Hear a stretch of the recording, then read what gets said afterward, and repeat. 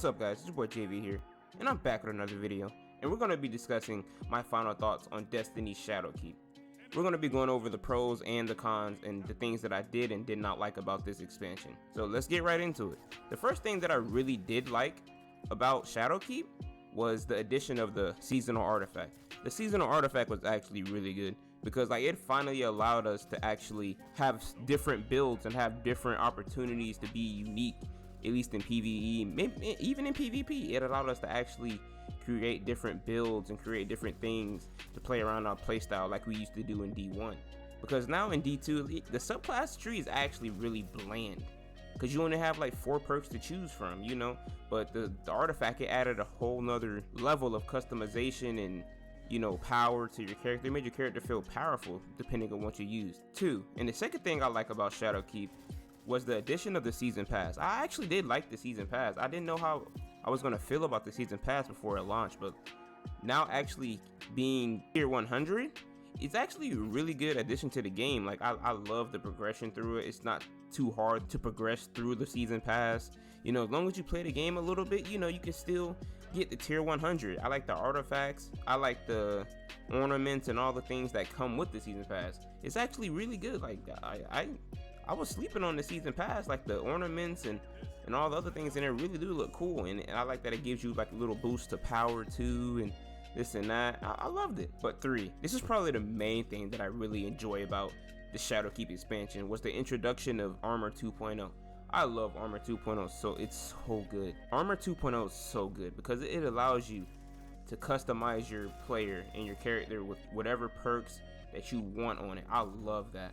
I love that you can put whatever, and like it kind of like minimizes all of the RNG. Well, granted, there is some RNG dealing with Armor 2.0 because you have to find the role and then the affinity of the role, but you know, aside from all that, it's actually a really good system because if I want to put enhanced hand cannon, I can put enhanced hand cannon. If I want to put enhanced targeting or enhanced anything or traction or this or that, you can put it on, you know? Like I love that about that. Like that's what I love about that. Like, it's so good, you know, because it feels like I'm not constrained to play how, I gotta wait until I get the armor piece to roll with an enhanced perk.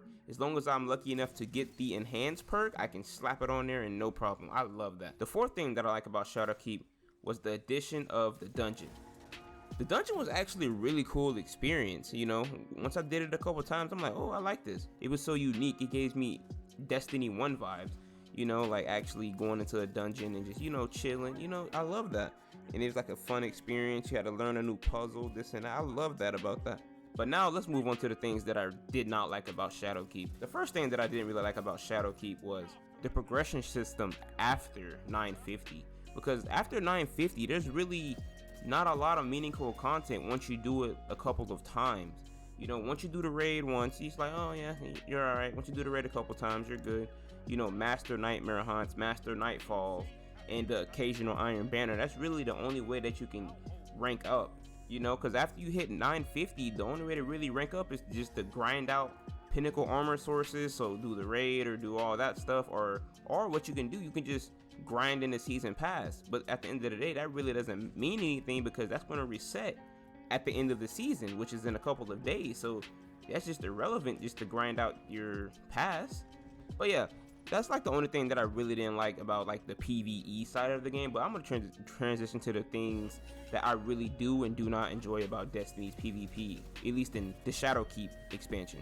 One thing I really did like about PvP and Shadowkeep was the addition of solo competitive or solo survival or freelance or whatever. I really did enjoy that. It was actually a breath of fresh air. It was a playlist where I can just go in solo and, you know, I can, you know, try my best to carry the team. You know, it was chill, you know.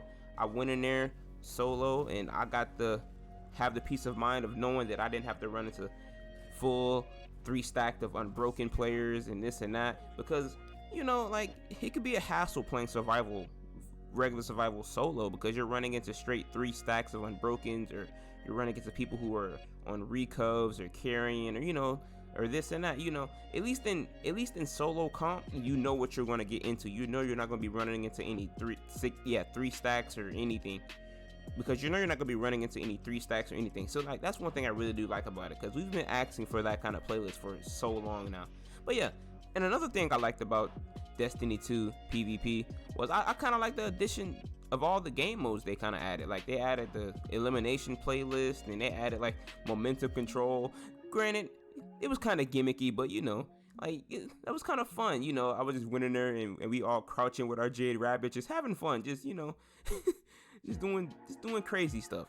But like I really did like the addition of like some of the game modes and all that thing, and all that stuff. You know, like all that stuff, it was pretty cool. Like all the game modes that we had to play now. So that's one thing I really did like about this. And the final thing I really did like about Destiny 2 PvP, hand cannon changes that they made with the fixing the recoil animation or whatever. It makes hand cannons feel so good. You know, granted they nerfed the range and all that, but I don't know, I feel like at least on console, because I'm a console player, I'm speaking from a console perspective, but at least on console, hand cannons feel so crispy. You know, like I feel like they're just dominant still. You know, they just feel so much better to shoot and aim and, you know, just have fun with.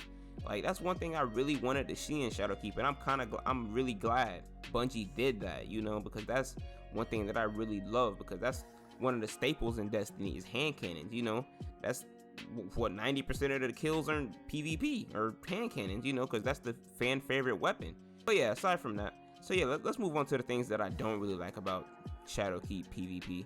The first thing that I really don't like about Shadowkeep's PvP was this season there was really no incentives to be playing PvP. Really, after you get your Randy Storm Knife or your pinnacle weapons, like there's really no reason to be playing PvP. You know, there's no interesting loot to go for. There's no good looking gear. There's no good looking ornaments. There's really no incentive. There's no pinnacle power. You know, there's no powerful rewards. There's nothing. You know, there's really nothing. There's no good roles to go for. The only thing that PvP players look for is Iron Banner, because it allows you to get powerful gear as well as good rolled gear, you know. But other than that, there's really no other reason to be playing PvP after you get your pinnacle weapon. You know, you don't even you should at least get like some shards or prisms or something to make it interesting, something to make it stand out, something to make it, oh, let me go play PvP. Let me go play these 4 games of PvP so I can get 5 prisms or something, you know, like at least something like that for the PvE players to be like, okay, let's go farm some prisms or something, you know what I'm saying, to get more people engaged into PvP. Because as we are right now, there's no reason to be playing PvP after you have obtained your ritual weapon.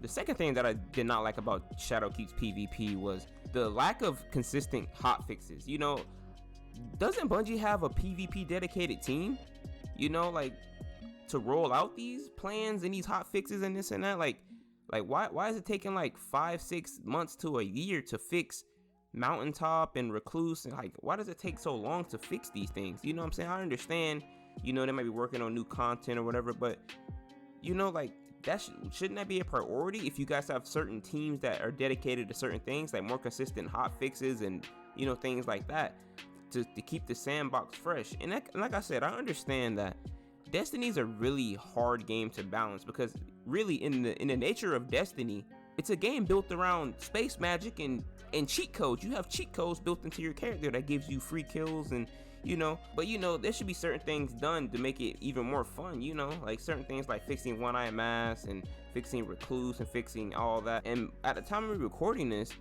the season ends in like 2 or 3 days, so they're addressing these, but I'm just saying, like, they're just taking 8 months to a year. That's like, come on, man. But yeah, that's all I had to say.